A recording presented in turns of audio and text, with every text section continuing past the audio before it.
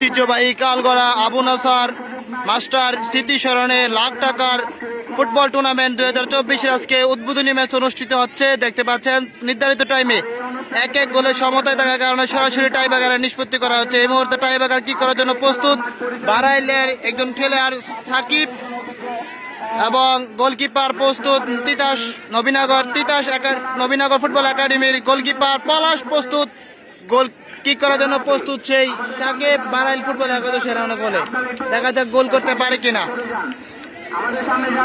এই মুহূর্তে বারাইল একাদশ কিক করার জন্য প্রস্তুত সাকিব, দেখা যাক এবং গোল করলেন সাকিব। এই মুহূর্তে তিতাস ফুটবল একাডেমি নবীনগরের পক্ষে কিক করার জন্য কে আসে আপনাদেরকে জানিয়ে দিব। নবীনগর তিতাস ফুটবল একাদশের পক্ষে কিক করার জন্য আসছে শামীম, কাশিমপুরের ছেলে প্রস্তুত গোলকিপার রিকেল বারাইল ফুটবল একাদশের পক্ষে। দেখা যাক প্রথমে কিন্তু বারাইল ফুটবল একাদশ কি করে গোল করতে সক্ষম হয়েছে। এই মুহূর্তে তিতাস নবীনগর ফুটবল একাদশের পক্ষে প্রথম কিক করার জন্য প্রস্তুত শামীম, গোলকিপার রিকেল প্রস্তুত। দেখা যাক শামীম গোল করতে পারে কিনা, পক্ষান্তরে রিকেল ফিরে দিতে পারে কিনা এবং কিক করলেন এবং ফিরে দিলেন গোলকিপার রিকেল।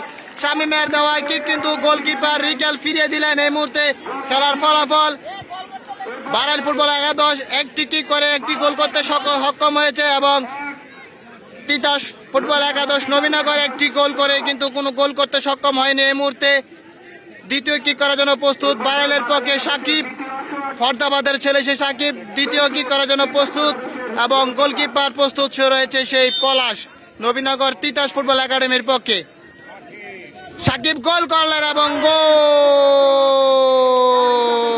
এই মুহূর্তে খেলার ফলাফল বারাইল দুটি কিক করে কিন্তু দুটি গোল করতে সক্ষম হয়েছে, পক্ষান্তরে সেই নবীনগর তিতাস ফুটবল একাডেমি একটি শট করে কিন্তু কোনো গোল করতে সক্ষম হয়নি। এই মুহূর্তে দ্বিতীয় শট করার জন্য আসছে সেই তিতাস নবীনগর ফুটবল একাডেমির পক্ষে 11 নম্বর অস্তিপরিত খেলোয়াড় নাম কি নবীনগর তিতাস ফুটবল একাদশের পক্ষে কিক করার জন্য আসছে 11 নম্বর অস্তিপরিত ইমরান।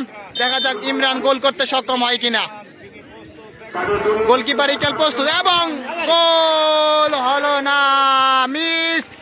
তিতাস ফুটবল একাদশের কিন্তু দুইটি কিক করেছে, দুইটি গোলই কিন্তু কিক কিন্তু মিস হয়েছে। এই মুহূর্তে খেলার ফলাফল বারাইল ফুটবল একাদশ দুইটি কিক করে কিন্তু দুইটি গোল করতে সক্ষম হয়েছে, পক্ষান্তরে তিতাস ফুটবল একাদশ কিন্তু দুইটি কিক করে কোনো গোল করতে সক্ষম হয়নি। এই মুহূর্তে 3 নম্বর কিক করার জন্য আসছে বারাইল ফুটবল একাদশের পক্ষে খেলোয়াড় গোলকিপার পলাশ প্রস্তুত। দেখা যাক এবং গোল।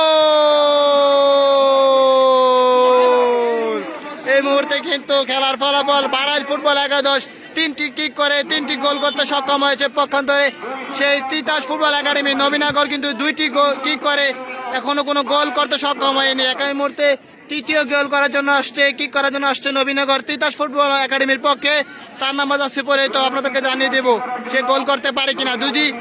যদি রিকেল ফিরে দেয় তাহলে কিন্তু বারাইল জয়লাভ করবে, যদি রিকেল এটিকে ফিরে দিতে পারে তাহলে কিন্তু বারাইল জয়লাভ করবে। দেখা যাক রিকেল ফিরে দিতে পারে কিনা, পক্ষান্তরে সে গোল করতে পারে কিনা।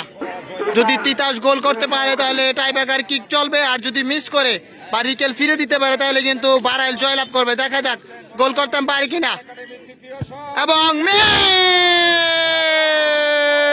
বারাইল ফুটবল একাদশ কিন্তু তারা 3-0 গোলে তারা কিন্তু জয়লাভ করছে, 5-0 গোলে কিন্তু তারা জয়লাভ করে বারাইল ফুটবল একাদশ।